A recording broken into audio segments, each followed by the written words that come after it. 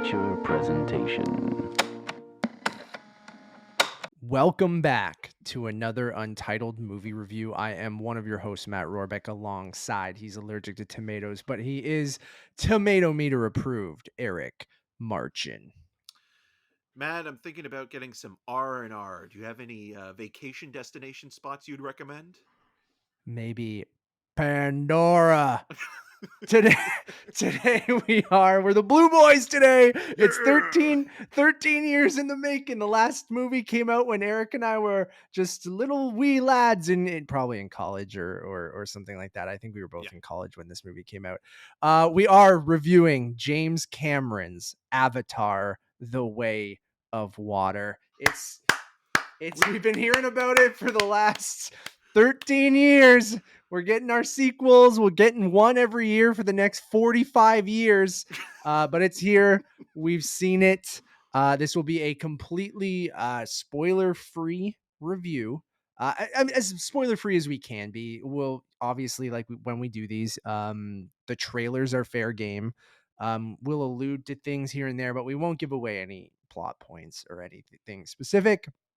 And then before we get started, I want to be very clear on the version of the movie we're reviewing today, because this should be an interesting conversation, and we might even do a spoiler cast second review maybe later next week with updated thoughts, because the version we saw was the Dolby Cinema.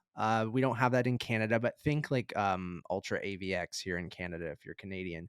3D, like 4K 3D high frame rate version of the movie. So and it was a variable frame rate. I should be clear on that too. So it would switch from 48 frames per second and 24 frames per second throughout the movie. So I think it's important to be clear which version you're reviewing this movie, although we haven't seen the other versions yet. I just think you might have a completely different experience based on which format you see this movie. And I think this has been talked about even way back at CinemaCon, where Avatar: The Way of Water is coming out in the most different formats than any movie ever of all time. Because then there's the IMAX version, the IMAX 3D version, the IMAX 3D HFR version, the 24 frames per second version, the regular version, the 2D version, the high frame rate Dolby Cinema, the blah, blah, blah, blah, blah. So, and I think that will vastly change your opinion based on aspect ratios, frame rate, all those different things. So I want to be clear. We are reviewing the 3D high frame rate Dolby Cinema version of Avatar: The Way of Water. Okay, got that all out of the way. Eric, how are you? I'm good, Matt. I'm good. I think you were as clear as water. So with that in Thank you. mind, like, yeah, it's one of those things where we're reviewing the version we saw.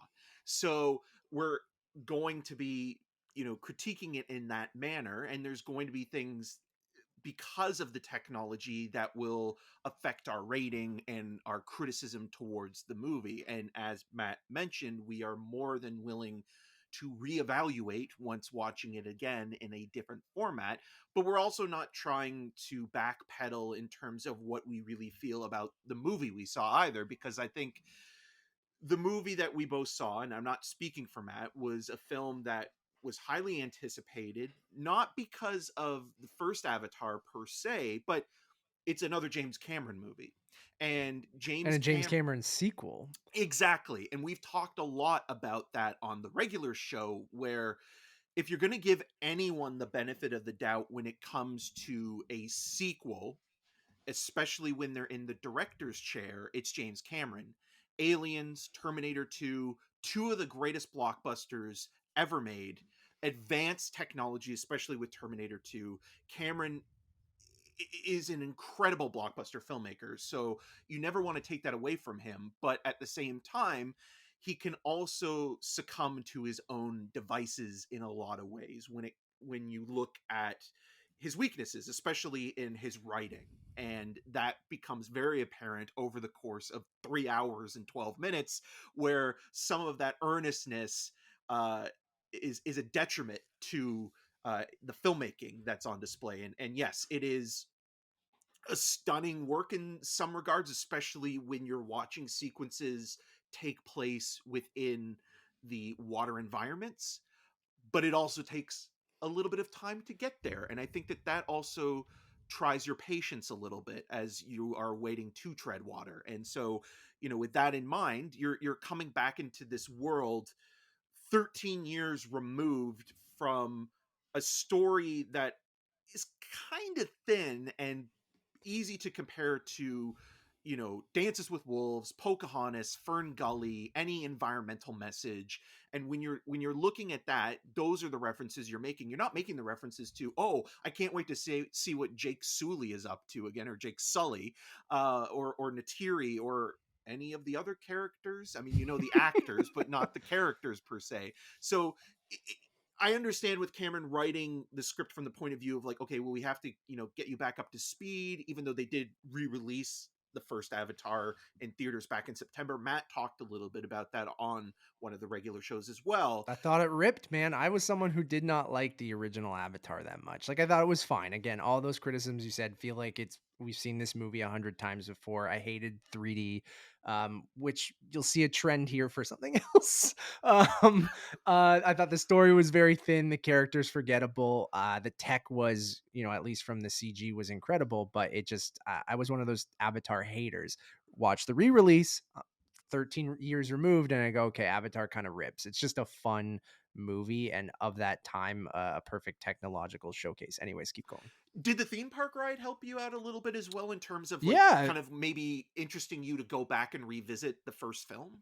yeah, we can talk about that a little bit more later after we get our thoughts on this movie. But yeah, Pandora at Disney World, definitely, and that ride, Flight of Passage, definitely made me go, huh, was I wrong about Avatar? Because it was great, and I think I was wrong about Avatar. I think the first Avatar movie, maybe not the greatest movie ever made, but like a very enjoyable, solid movie. Anyways, Well, the reason why I also bring that up now is because that is the only aspect past the film that's kind of permeated pop culture, is the theme park ride for the most part. You look at, Star Wars or Marvel or the Harry Potter series, they have been consistently around for, decades now. And, people have acclimatized to, the characters and the world building, and they've been kept in the public consciousness, where Avatar has had one movie and then a 13-year gap. I mean, some people could call this, a legacy sequel, even though it's really not, because it's going to now be released, every kind of other is though. year. But it is and it isn't. It's one of those things where it's like it's a weird kind of thing, because we're gonna get more of them, and I wouldn't call part 3, 4, 5, and how many No, I know, yeah, but you would that call way. Jurassic World a legacy sequel, and Yes. then the rest of them not, right? So, Right. Where there is that aspect as well. And so, revisiting Pandora and following Jake Sully and Natiri again, it takes a little bit of time getting into. So you have those characters who, form this bond and have, a romantic relationship, and now they're expanding their family. They have 4 kids.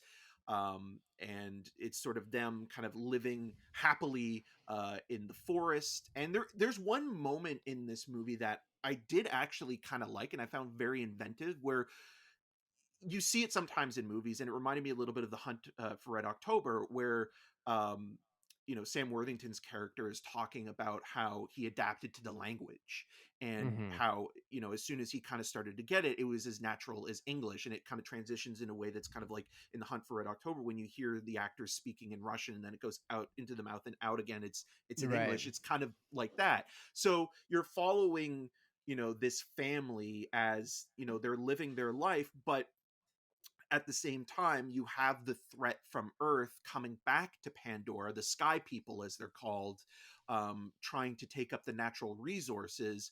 And so, in order to protect the forest people, Jake, Natiri, and the family, so you have 2 sons, a much younger daughter, and then there's one character played by Sigourney Weaver, who I don't want to get too much into, but she's also a part of the family, and that character does feel like certain aspects are being left ambiguous until at least the third or fourth movie to, you know, her origin story and where she came to be, and more with her being connected to the world of Pandora.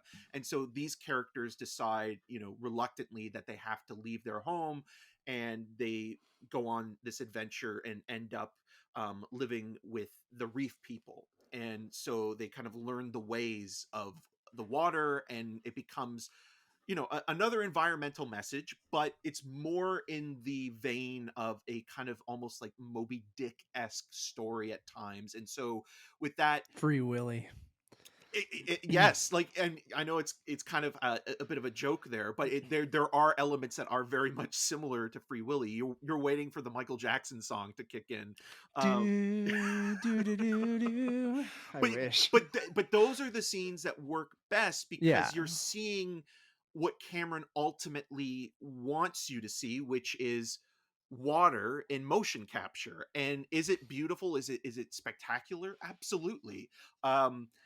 Was it worth, you know, an entire first act that feels much like the first, you know, Denis Villeneuve Dune movie as a prologue?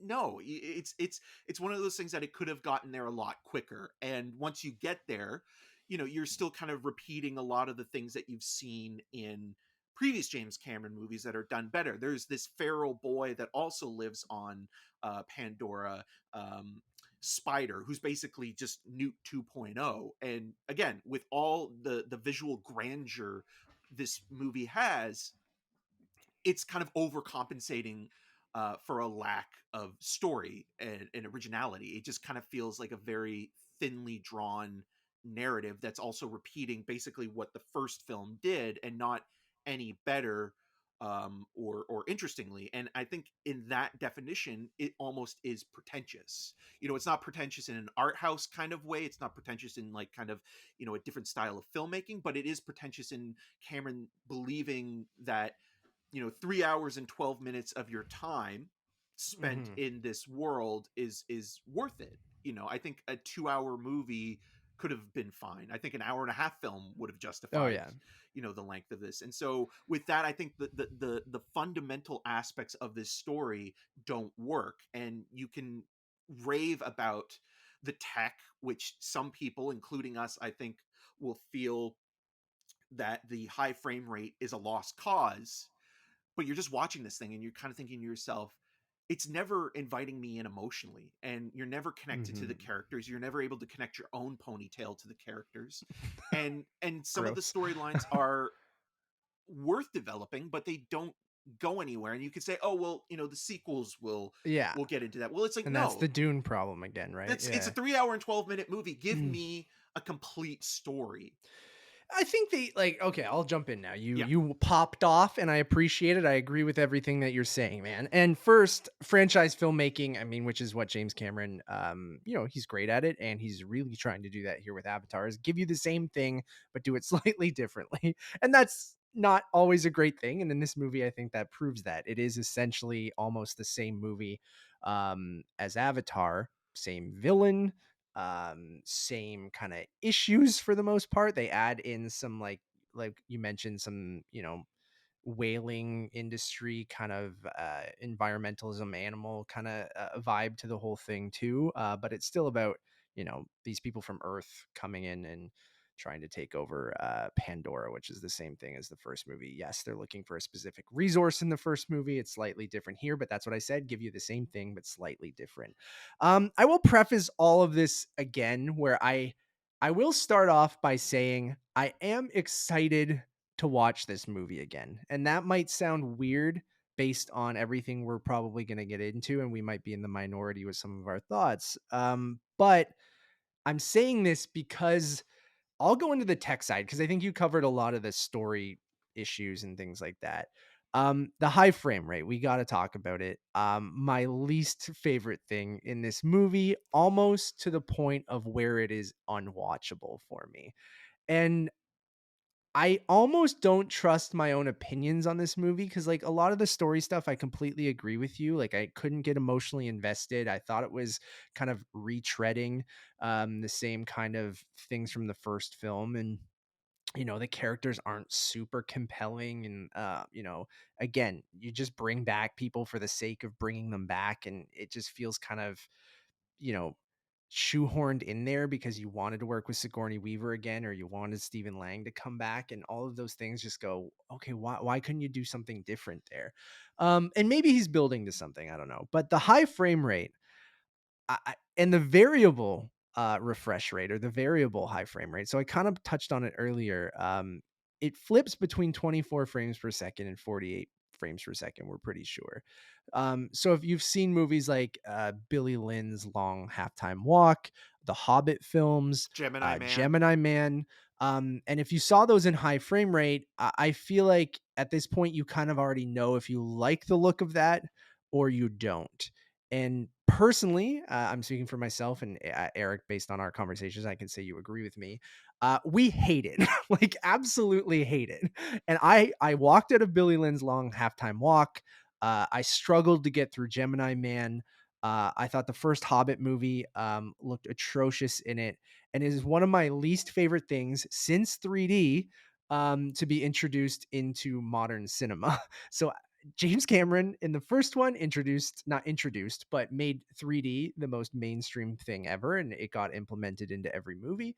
And in this movie, I feel like he's really trying to push this high frame rate thing. And I understand the idea of it. Eric already mentioned all the water scenes. So it takes about an hour plus to get into, the reef people and into some of those water sequences. Um, but when you're watching the movie, it's almost like, oh, I understand why he wanted high frame rate is for the water sequences. But the thing is, it's not just the water sequences that are in high frame rate. In the water during the high frame rate, it has this very smooth look that feels natural to being underwater. The thing is, anytime they're above water and it's either in a dialogue scene or an action sequence, whether it's someone flying through the air or they're shooting guns or fighting, when it switches to high frame rate, it's got that soap opera Best Buy TV Motion motion smoothing. smoothing look to it that just looks awful. And then on top of that, the variable refresh rate, which in concept I thought would be a great idea, going, oh, dialogue scenes will be in 24 frames per second, action sequences can be a little smoother in 48, is completely distracting, to the point where I couldn't focus on the movie because all I could think of was going, oh my God, I hate how that looks. And then you go, oh, it's back to 24 and that looks pretty good. Or that shot looks stunning. Oh, but now this looks like a PlayStation 9 video game or a theme park ride. And like, I love video games and I love theme park rides, but that's not necessarily what I want in a movie. And you can, talk about certain movies feeling like theme park rides, and yeah, there's a good blend, but it still needs to feel like a movie. And this does feel like an experience for sure. But that experience, I think, was sullied because of that distracting Mark Rylance? flipping back and forth between 48 and 24 frames per second, to the point where I'm like, I don't even trust how I feel about the actual story or the execution of the narrative because I was so distracted by the visuals. And that's why, going back to my original point of, I'm excited to see the film again, because like I do want to see it in the way I like seeing movies. Maybe it's not the way James Cameron intended you to see this movie. He prefers you to see it in 3D, high frame rate. That's what he wants, right? But it's all going to be subjective, and the high frame rate just ruined stuff for me. It ruined all those movies I mentioned before. I've never really even wanted to go back to those movies, but this is something I want to see in 2D, 48 24 No. frames per second, and just see it normally. I'd even take 3D 24 frames per second, as I do think the 3D looks good. I think the movie looks absolutely stunning at times. In the moments where you get a close up of one of the characters doing something, or a close up of their face, or them, like even that shot's been in the trailer of them riding the sea creature. I don't know the names of any of these things. And like the close up of like putting the straps around their hands and like latching in and stuff. Like some of that stuff looks jaw-dropping, like just incredible. But then you'll flip and scenes seem like to haphazardly switch back between high frame rate and non-high frame rate. And it doesn't even, like, to me, make sense when they choose to use it and don't. Like, you could have easily just gone underwater scenes are going to be high frame rate. And then the rest is going to be 24 frames per second. But it seems like certain sequences might start in 24 frames, then it cuts and it's in 48, and then it's back to 24. And I brought it up as, like, when people would complain about Nolan movies in IMAX, when you'd have the 2:3:9 aspect ratio jumping all the way to the IMAX aspect ratio, and then cross cutting between the two, and that you jump back to these two formats, and it would be super distracting. I think this is way more distracting than that, and egregious. And it kind of completely took me out of the movie to the point where I couldn't enjoy myself.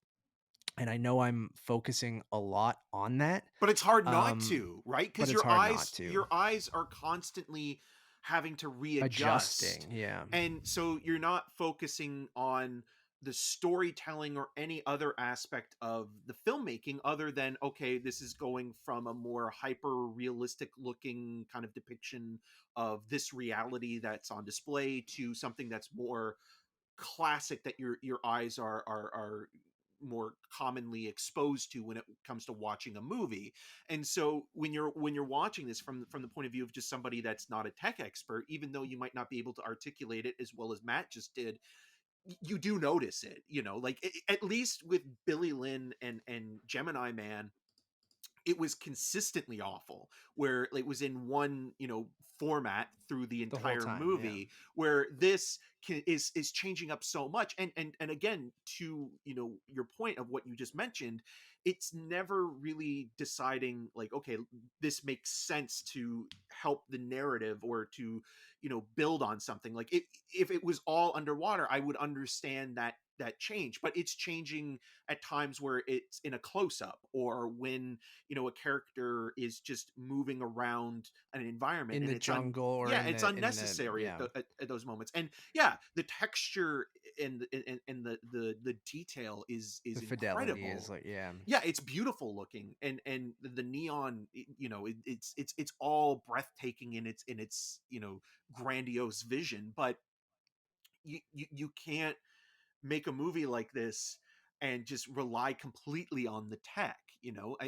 As simplistic as Terminator 2 is, you know, it's a story that works because he, you know, he understands the action beats so well, and he's able to kind of craft, you know, a great piece of filmmaking within, you know, the then modern technology that he was working with. And yeah, it's dated now, but it still works because, you know, the story, you know, is simplistic in a good way. And again, I sound almost weirdly hypocritical saying this, but it works because Cameron is playing with archetypes more so in um Terminator 2, and that the Terminator movies weren't ever supposed to become anything else after Terminator 2, where this does feel like he's trying to flesh out an entire world and, you know, build upon Set things up for generations. the future and things like that, like more And of that episodic style yeah, and of you things, just yeah. don't have any real connection to those characters, and even the performances themselves aren't all that great. I think Zoe Saldana is fine, but like Sam Worthington is kind of a blank slate for the most part. I And I think like that's why he Stephen was Lang, but he's originally a kind of caricature chose. too. Yeah, and he was in the first one, and he is in this one. There's not really much growth there, even though they try a little bit. But like, yeah, I agree with you that Sam Worthington, I think, was probably cast for partially that reason, to be that blank slate, because you want to know the character of Jake Sully and not like, I know they originally thought, wasn't it like Matt Damon and or someone else was up for the role Yeah, and well, turned it down. he's an audience Um, surrogate, right? You're seeing the yeah, world through his perspective. and I even understand the perspective of going, okay, it's mostly the same movie, but now Jake has a family to protect, right? And it's all about And it's in family in water. this one. Yeah, and now they're in water, which I'm sure the people I know Disney owns the property now. When they built Pandora, they didn't. They just licensed it at Disney World. But I'm sure they built all the hills of Pandora and the floating mountains and all the jungles, and now they're like, fuck that, we're in the water now, baby. And they're like, what? We built this whole people land, and now you're just gonna say they're water people now? And like we have this ride where you fly a banshee, and like they're like, well, you better make it in the fucking water now. And then you're like, and then James Cameron does not give a shit, which is I almost like love him for it. And he doesn't care if we like the high frame rate or not. He'll say fuck off and go watch the normal version then. Like, Yeah. so I don't know. And then when it goes to the story, because I haven't told you my thoughts on it, again, I thought it's very simple. I also couldn't get invested in any of the characters. And partially I go, was that because I was so distracted by the HFR to the point where I'm like, I couldn't zone into what this was actually about. But like, um, again, I think much like the first movie, it is thin. It is really focused on the tech um and and I do think that he probably has a plan that much like I've complained about in some of the Marvel stuff of like, and this is what sucks with episodic storytelling is that you don't have the whole story yet, right? So like, all the stuff in Black Panther we complained about with Julia Louis Dreyfus, spoilers, sorry, it's been out for a while now.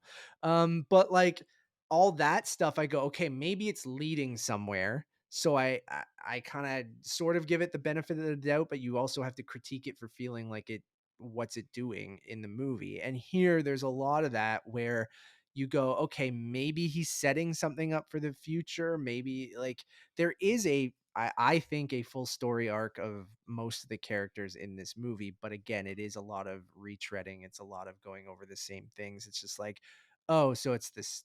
I already am repeating myself, but like the same bad guy going after the same guy in the first movie. It's just a standard kind of revenge thing. But then you're like, oh, the humans actually want to kind of take over Pandora. And then there's another different, it's not unobtainium this time. There's something else that could lead to something else in a future movie, but it's from a different spot, but it's still this kind of resource that It's they want. it's a And it's just classic like, MacGuffin that's just funny because of the name. yeah. Yeah. And so again, that's why I think it gets hard to get invested, because you're just like, oh, okay, there's some kids now. And to varying degrees, they're either, annoying or fine. And the movie does very much feel like Avatar the Next Generation at times, which does have that legacy sequel kind of vibe to it. But because you're introduced to all these characters when they're already in their kind of teens in this movie, um And seeing them only for the first time in this film. yeah, that's what I mean. Like it almost feels like I would have liked to see them in a movie when they were younger a bit, and then like you grow into them, and then they have these big moments in this movie, and then some of the emotional beats might hit a little bit harder, or Spider's not as annoying, or the Sigourney Weaver character is not as creepy as it comes off at times, Yeah. and like things like that, or even being introduced to the reef people like in the last movie. Like a lot of it feels like retconning, um just because you wanted to build out this world more. Like you didn't you built out Pandora, but then you never, I don't think they mention that there are different, like, tribes that all kind of live on different areas of Pandora, right? Like I Well, they don't, do talk they? about they talk about in terms of the derogatory sense that Jake's family are called half breeds, right? And there is that Yeah. conversation where In there are this movie or the last one I'm talking about? in this Yeah, film yeah, yeah. No, I got specifically. And that. so with that, yeah, no, they didn't in the last one, or at least to my knowledge. I mean, you saw it more recently where it kind of felt like the Navi are the Navi, whether Yeah, it and be now we earth, go, "Oh, no, wind, there's actually, fire, like," water. yeah. Yeah, now there's different tribes in different areas of Pandora, and I'm like, "Okay." And I get it. Every sequel is gonna retcon stuff. They gotta build out the world. They gotta add things, but you just go, "Okay." You almost wish that we had one more movie before this that would have built this stuff up a little bit more, instead of just waiting through 13 years and dropping you right back into it. Of like, I get it's been 13 years, but you're using all CG characters. You didn't have to age the characters in the real world time, right? Like it seems weird that we just skip over. I guess it's just 13 years of peace on Pandora. And then I guess you try to build in, okay, what are the in-world traveling on the ships back to Earth and back to Pandora? I get all that kind of stuff, but um I just feel like some of it just doesn't feel as earned because it's just you're dropped right into it. There's a lot of, exposition in that first act being a prologue to the movie that is just kind of really retreading events from the first film. Um, and isn't all that interesting. And then the movie does pick up an hour and plus into it when they get to the water and the reef people. But even someone like Cliff Curtis, who I really, really like, that I just feel like is underused or just kind of fine in the movie, like Kate Winslet, who everyone was excited to reteam with Cameron. Titanic Um, reunion, yeah. yeah, like I feel like is kind of lost. Like she's Well, good. it's like why cast her? And again, like this Yeah, goes to, well, maybe in the next movie or one of the sequels she'll have a more prominent role. yeah. But again, it's like our conversation with Dune. It's like you have to look at this as a piece. You can't just give it the benefit of the doubt when it comes to, okay, well, I'll let it go because it'll be further explained in the next movie. Well, we're not there yet. You're looking at, beginning to end this film as a whole. You can't just simply say, oh, well, the next one will give me more information on that, or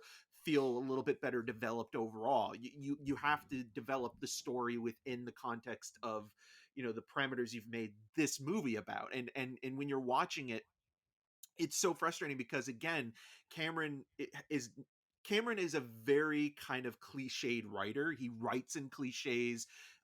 He's dealing with things that are absolutes. And machismo always seems to kind of be. And that's fine, No, but no, it is, and there's some interesting stuff there with, like, again, the family dynamic where you have one of the sons played by Britton Dalton wanting to kind of follow in the footsteps but feeling like he never lives up to his father, and then the father who's now a Na'vi, living in the Avatar body, um you know basically integrating more into the Na'vi society but still running his family like a military unit. And like that kind of sort of loosening up and becoming a little bit more relaxed over time, I think, is something Cameron is grappling with himself, where, like, you look at how much of a perfectionist he is as a filmmaker in order to develop groundbreaking technology, and taking the time to tell the story in the way that he wants to. He's in complete control of every aspect of this movie. The film that you are watching is the movie he wants you to see. There's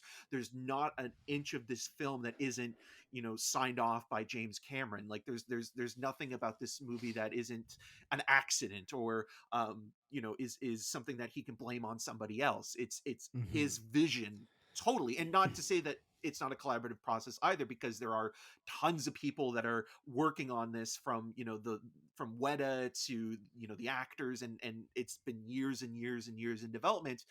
But it's just like, you're watching this thing, it's like there's no excuses. If you didn't like the film, you can't just say, oh, well, I'll get more context to enjoy this one in the third one.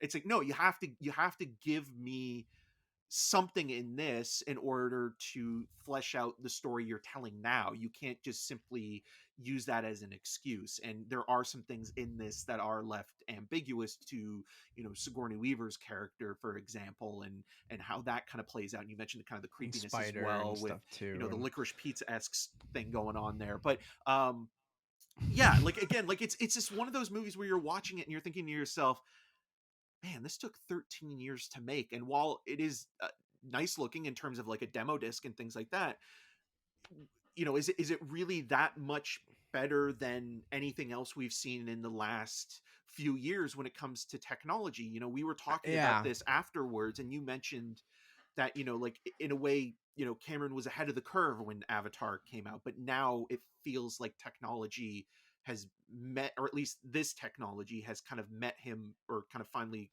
met him on the same level.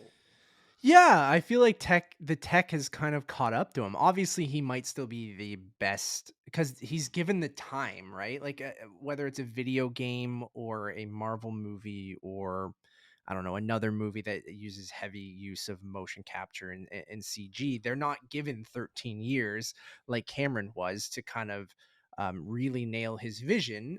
So that's why this movie probably looks leaps and bounds better than most Marvel movies and most other heavy CG movies. That being said, I do feel like we've gotten closer when it comes to everyone else than what Avatar did 13 years ago.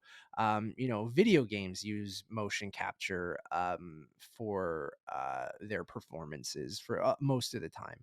Um, Similar motion capture style that is used in Avatar, and you can see something like I'm playing God of War Ragnarok right now, and Richard I feel Schiff. like yeah, Richard Schiff, who it's great as Odin. And I just feel like the tech, like if you look at, obviously this movie looks better than a PS5 game, but art direction and all that kind of stuff can play into this stuff looking phenomenal now. And you look at a character like even Caesar. Thanos in Caesar. I was going to bring up Thanos and Caesar are the two that really stand out to me, that are, in my opinion, even better than anything looked in the first Avatar movie, possibly better than anything that looks in this movie. There are shots in this movie that are absolutely stunning, but as a whole, I mean, um, I think where this movie loses me a little bit too is like the including human characters at this point. Like, I get you have to have them as the villain, but even a character like Spider being involved in a lot of the movie, like I don't know if you needed it, and I feel like it throws me off, right? Like when you have a real life human running around with these blue Navi people in the forest and hanging out with them and in dialogue sequences with them. It doesn't look as bad as something like Thor Love and Thunder or something like that, where you have characters and CG characters and then on really bad green screen or the volume or something like that. But it's still like, as a choice, I'm like, man, if you just made this like a fully CG movie, like I feel like you could eliminate some of that stuff. But then going back to like Caesar and Thanos, I think we're getting closer and closer to, you know, catching up with what James Cameron's doing. So when you watch this movie, I feel like that sense of like wonder is gone, or that like I remember seeing many people seeing that first movie, which I think is why it catapulted it to being the highest grossing movie of all time, is one, the 3D technology, and just like it was the best cartoon you've ever seen, essentially, right? And it had been a Um while since Cameron made and a narrative a feature movie, film with yeah. Titanic, right? Yeah, and I mean, that's part of his MO too, right? Like it's part of his marketing, right? He only makes a movie every decade, right? Like that's partly why people go out and see James Cameron movies, is because you Well, put from the maybe director, he ghost um, directed Alita Battle Alita, Angel. yeah. Um, which again, part of the allure and part of the reason why people go see his movies is for that reason, is because he's the director of Terminator 2, Aliens, Titanic, and he only makes a movie every 7 to 13 years or whatever it is. So like, Him and Terrence um, Malick are hanging out. and good for them, man. Cause like, and it's again, there's not very many filmmakers where you could go on the street and ask Joe Schmo, like, name a filmmaker. And I think James Cameron might be one of those guys. And Or he's even if obviously, they don't know his name, they've seen his movies. oh, You've seen absolutely. Yeah. Terminator, you've seen Aliens, you've Because seen he's one of those Titanic. guys, right? And Yeah. then, anyways, going back to the original point, yeah, I just feel like the tech in that first movie, even me, who someone who didn't like it, you could go, okay, this no one's doing 3D like this, or no one's using motion capture like this. Um, and then from a story standpoint, that first movie compared to this one, like I personally felt like that sense of wonder and discovery that you're learning about Pandora, just like Jake Sully is when he's going there for the first time and meeting these people and learning about their culture and ultimately wanting to become one of them. Um, I think that's kind of lost in this movie, and they try to give you that again with the Reef people, but again, it's like, oh, you're just like you're slightly different Navis that like swimming more than flying, right? Like, oh, there's cool sea creatures that you ride instead of ones that just purely fly, right? Like that sense of like we already know Pandora, so when you're trying to open us up into, new areas of it and have that same sense of discovery and wonder, I feel like that's kind of lost. And if you don't have that, you need to have a great story to tell. And in this one, I just felt like it wasn't a great story. It was a fine story because it was give them the same thing, but slightly different, which is, I know, the MO for franchise filmmaking. I'm a huge fan of Marvel. I get it. It's the same thing, but slightly different. But in the MCU, and I hate comparing Disney franchises franchises, and maybe I need to see more Avatar movies because, by the time we got Iron Man 2, I still wasn't convinced that, I was uh, all in on the MCU and how these characters would interact and have relationships and stuff, right? So we also have to give it the benefit of the doubt of going, okay, are we getting 6 of these things, 7 of these things? Are we getting 3? And like, okay, I thought this was fine. I really don't like the high frame rate. His story was a pretty paint by number retread, and then ultimately became a 13-year disappointment for me of being like, I wasn't the biggest fan of Avatar, but when things have, 13 years of James Cameron talking about this and it finally comes out, you go, this better blow my brain out of the back of my head.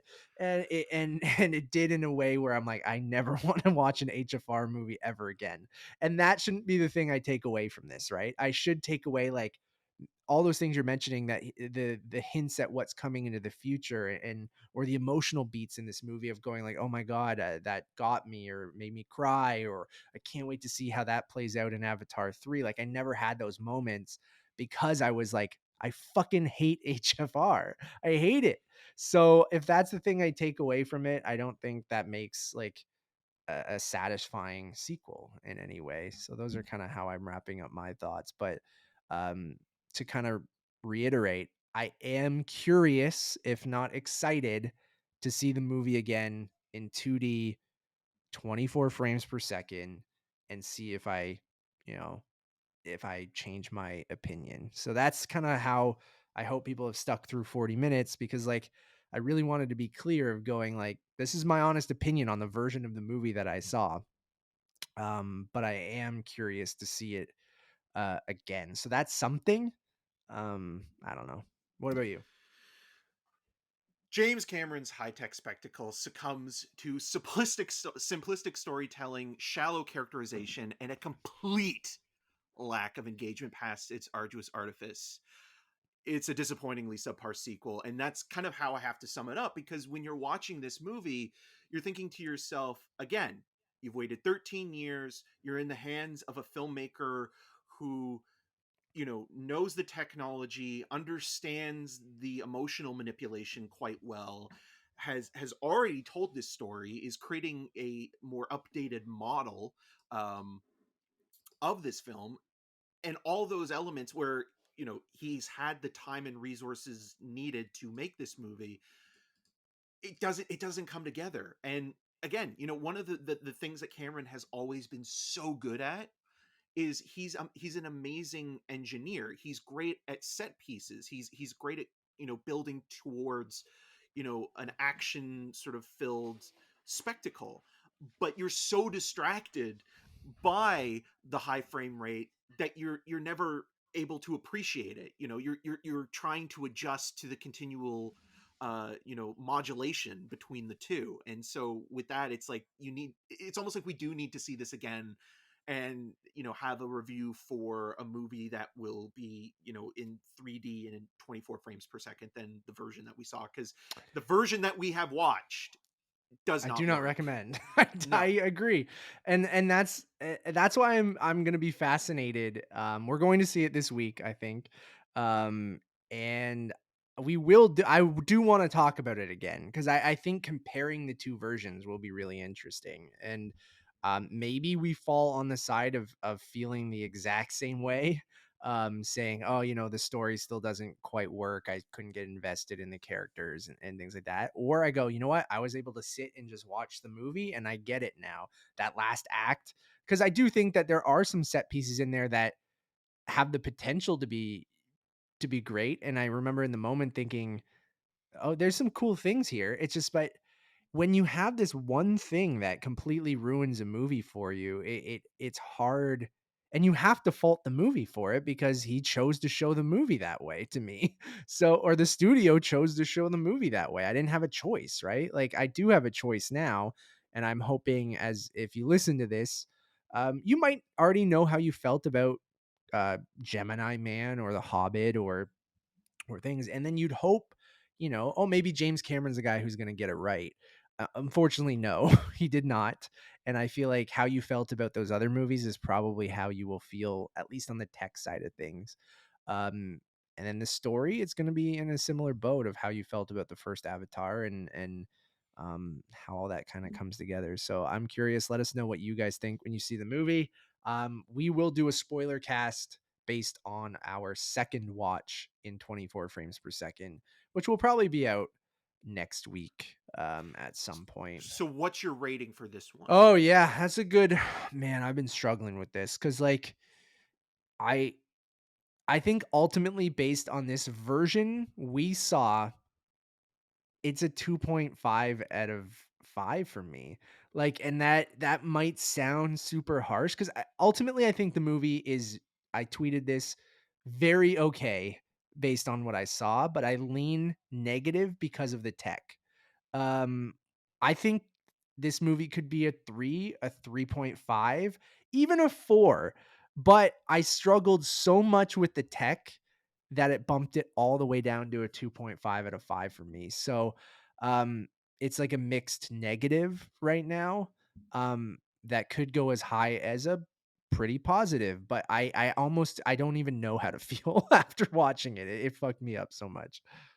Yeah, I'm in the same spot as you with the 2.5 out of 5, where it's like the one benefit of the doubt I'm still going to give this movie is that I will watch a different version of it in order to better judge. But then again, it's like when you're releasing all these versions and the version that you see is the version you're reviewing, you can't necessarily just go off of, oh, okay, well, maybe this one didn't work, but I can give it again, that sort of leeway and that wiggle room in order for, it to be a quote unquote masterpiece. And it's not that. It's a film that is an advancement in technology to a certain degree. James Cameron is a great technician and a solid, blockbuster director.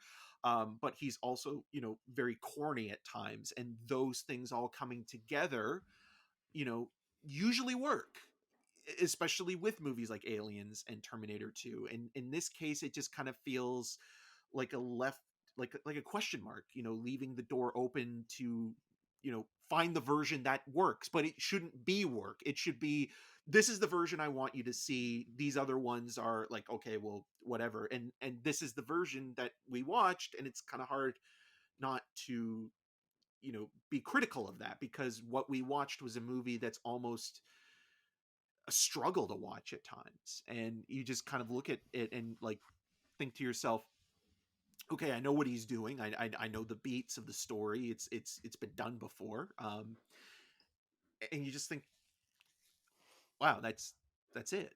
Mhm. There's not much more to it. And it's not like, impress me, James Cameron, you have to be that guy. It's just like, okay, well, if you are telling me to commit to this universe and want to be connected to these characters and this world and everything that you've spent so much time on, tell me that story. Don't hide behind, new technology. It can't just be that. It's overcompensating. The tech is overcompensating for, a fairly standard story that's been told time and time again. So, like, even like the idea of fathers and sons, we saw Pinocchio twice within a couple of weeks. I mean, that is a more interestingly told, Father's son, yeah. in terms of the imperfections of how we grow up and what we're taught, and how we teach what we're taught to the next generation, and how those things can have ramifications. And that is more interestingly done in, the second Pinocchio movie of the year. So it's a shame. I don't like doing this because I really like James Cameron, and I think he is a really good filmmaker. And he's one of those guys where, he has a reputation, but at the same time he always usually backs it up. And with this, it kind of just felt like, oh, it's fine. And maybe part of it, as well as, with the Namor stuff and Black Panther Wakanda Forever, coming off the heels of that, might have hurt it a little bit as well. But I still think maybe Yeah, I like visually the it's a better Talokan film stuff. than the Talokan stuff, but I think it's used more interestingly in Wakanda Forever, if that makes I any totally sense. agree with that statement. Yeah, no, I agree with that. And I am curious because even a lot of people listening to this might not even, they might go, "Oh yeah, that high frame rate version I can't is not even available." Cuz you got to think like the high frame rate version of this movie will only be available if you live in like a bigger city, right? I think most ultra AVX screens, and I can't speak for a lot of the US, but I know in some of those smaller towns and stuff like that that you're not going to have a high frame rate, projector. So like if you see it in Dolby Cinema or IMAX or ultra AVX, one of those premium formats, you're probably going to see the movie in high frame rate. But if you just go to your standard cinema and see it in 3D, it's probably going to be 3D 24 frames per second. Um, so you might listen to this whole thing and go, I'm never going to see that version because it's not even available to me. And that's part of me that goes, okay, thank God for you. Like And that's I why we're willing to go back and rewatch this one, because we realize that that's the version most the people probably will see. I know, even though this is the version Cameron's like, his director's cut, say, or something like that, from what we've read. This is the version he wants people to see, is either the Dolby Cinema, you know, high frame rate, or the IMAX 3D high frame rate is how he intended the movie. But I I will finish it off with, if movies, like, I hated 3D, and I went to war against 3D for the last 13 years, and you know what? You We left an kind of won. Aquaman We screening. kind of we kind of won. We kind of won with 3D. I hope the same happens with high frame rate, cuz I will wage war, because that's how much I just don't like the tech. And I was like, and I think most people, most filmmakers, won't use it. You've Or seen they'll some use it people in a experiment. half-ass way, like 3D, right? Where you Yeah. got the conversion in post-production instead of shooting it, practically while you were making the movie. I'm not saying that 3D, shooting it practically is still the way to I go. think it's easier to shoot, especially now that everything's digital. You can shoot something in 60 or higher. Like your phones shoot things in 4K Dolby Vision 60 frames per second if you really want to. I'm like, so Yeah. I don't think that's going to be an issue. I think people who make movies don't want their movies to look like that. And I think the use cases of like a fully animated film, or a nature documentary, or sports, or something like that, I think it can look stunning. But in the classic way we watch movies, of that it's always been that illusion of 24 frames per second, you still kind of have that, it's motion, but it's got that, it's even in a digital sense, it's There's still still a got that, separation, right? There's a and it tactile still looks quality. like a movie. I don't want it to look like I'm looking through a window. I'm still sitting and watching. I want it to look like a movie. And maybe I sound like an old man, and maybe there's younger people that love how 60 frames or 48 frames looks, because they're used to playing video games in 60 up to 120 or 240 frames per second on their PCs, and they like how that looks, right? You see a lot of people who have um, motion smoothing on their TV, and they like how it looks because they're used to it. They think it looks clearer, more HD, right? Because it's smoother. And I'm like, you know, every hotel I go to, I went to my parents last weekend, and he only had it on like number 1 out of 5 on Talking the about your motion dad, right? smoothing. Yeah, my dad. And I was like, that I gotta shut this off. I gotta do it. I Shut her gotta do down. this for this. And like, so maybe I'm just becoming like I just, my point is, if this is where movies were headed, where everything was going to be 48 frames per second, I would stop. I'd bow out. I'd be like, that's how much I don't like it. And I know maybe you're listening, you go, wow, you focused a lot on it. Guys, that's how much I thought this movie is borderline unwatchable, because I did not like it. And that's the movie's fault. It's not, it's just like, you showed it to me in that format, and I couldn't get away from that. So, um, I am excited to see it in 24 frames, and I hope nothing ever gets made in high frame rate ever again. When Avatar 3 comes out, I will not go to the press screening if it's in high frame rate.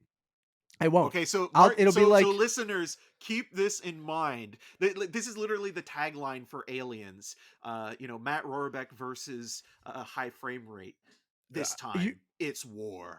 it is like with 3D. After a certain time, I was like, I can't do it anymore. I won't do it. And you've seen me go to a press screening where they handed me 3D glasses, and I went nope, and I turned around and I went home. And I'm like, I won't do it.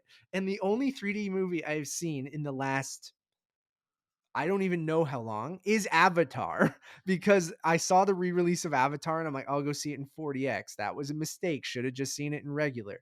What about Hugo? And nope, Oh, didn't you see it didn't in see 3D. Hugo in 3D. Interesting. No, Cave of dude, Forgotten Dreams. nope. Wow, I I mean, I gotta respect that. That you are sticking to your guns and you're Unless committed someone, to it. there was that time right after Avatar, people are like, if maybe you're gone by this point, but like now it's just to talk about technology. But Tech talk. there was that time after Avatar when everything, you couldn't see a 2D version of a movie, right? Like Yeah, unless it literally wasn't made in 3D. because it made the Um, exhibitors and and studios more money, right? You know, Yes, like because they could upcharge, and it was harder to find somewhere that would play the 2D version than the 3D version. So there was that period of time where I had to see a lot of stuff in 3D, but I don't know when that ended. when you took a stand. When you started getting the option to see a movie in 2D or 3D, I don't care if it was shot in 3D, I don't care if it had 3D in the title of the movie. I was one of those people that was like, don't want it. Nope. No, thank you. I don't care if it's Martin Scorsese doing it or Werner Herzog. Werner Herzog or whoever. I'm like, I might have seen now that you're talking about it, because how far after Avatar was Hugo? It wasn't. I think it I was like think it was 20. It was still in that 2011. I think it 2011. was still in that time when most things were in 3D, right? So I Yeah. couldn't escape it at that point. So I probably did, but whenever they gave me that option, which it started to fade away in the mid 2010s, or at least when they started to give you the option between the two screenings. But I remember when like movies would come out, and where now you'll see the 2D versions are mostly, and they'll have one 3D screening per day. It was always the opposite, where they would have one 2D screening per day, especially Disney, because Disney always wanted to make the most money.